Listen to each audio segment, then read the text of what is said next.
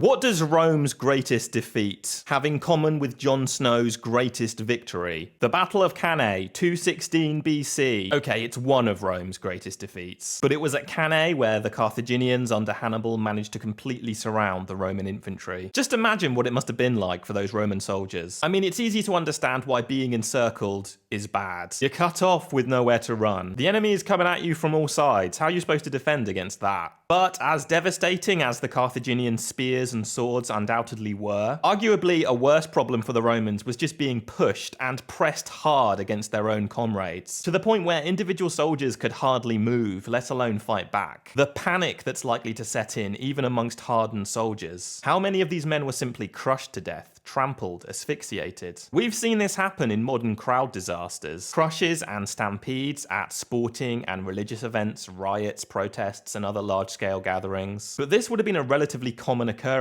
in ancient and medieval warfare. One piece of media that I think really effectively evokes this is Game of Thrones. During the last phase of the Battle of the Bastards, when Ramsay Bolton's forces have the remains of Jon Snow's army completely surrounded. Of course, the lead up to this and the tactical situation is quite different from Cannae. It's lacking the interplay between the Romans pushing in the center, the Carthaginian center falling back only for the advancing Romans to be enveloped from the flanks and rear. In Game of Thrones, Jon Snow's army just ends up getting somehow surrounded by the Boltons. Also, Jon Snow has a giant. The closest real-world equivalent being maybe an elephant. Not that Hannibal actually had any elephants at Cannae. But then, they were no-shows in Game of Thrones too, much to Cersei's consternation. Regardless, I think this sequence does a really good job of depicting that horrific, bloody press of bodies. That must have been the reality of so many ancient and medieval battles. And how, when you compress a large group of men like this, they basically become helpless. Although I'm pretty sure 1-1 could have just body slammed his way through the Bolton shield wall, but hey. Follow for more.